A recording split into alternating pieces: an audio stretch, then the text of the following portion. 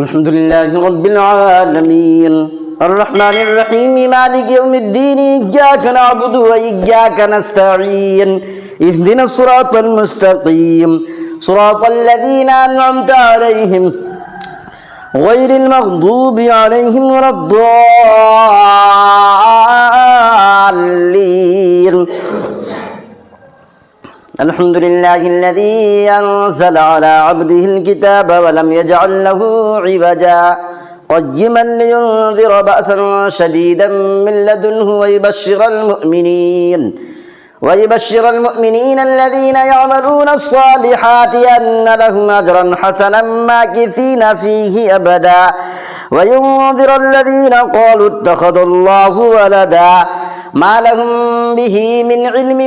ولا لآبائهم كبرت كلمة تخرج من أفواههم إن يقولون إلا كذبا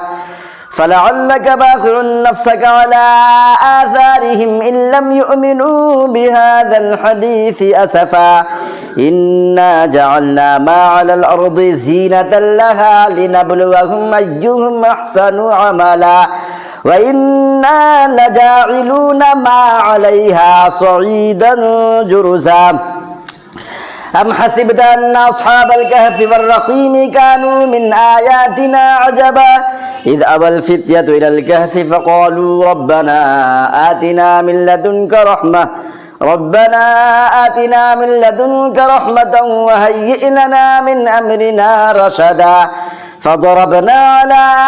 آذانهم في الكهف سنين عددا ثم بعثناهم لنعلم أي الحزبين أحصى لما لبثوا أمدا نحن نقص عليك نبأهم بالحق إنهم فتية آمنوا بربهم وزدناهم هدى وربطنا على قلوبهم إذ قاموا فقالوا ربنا رب السماوات والأرض لن ندعو من دونه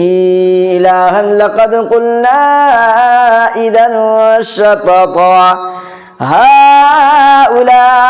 قوم اتخذوا من دونه آلهة لولا يأتون عليهم بسلطان بين فمن أظلم ممن افترى على الله كذبا وإذ اعتزلتموهم وما يعبدون إلا الله فأبوا إلى الكهف ينشر لكم ربكم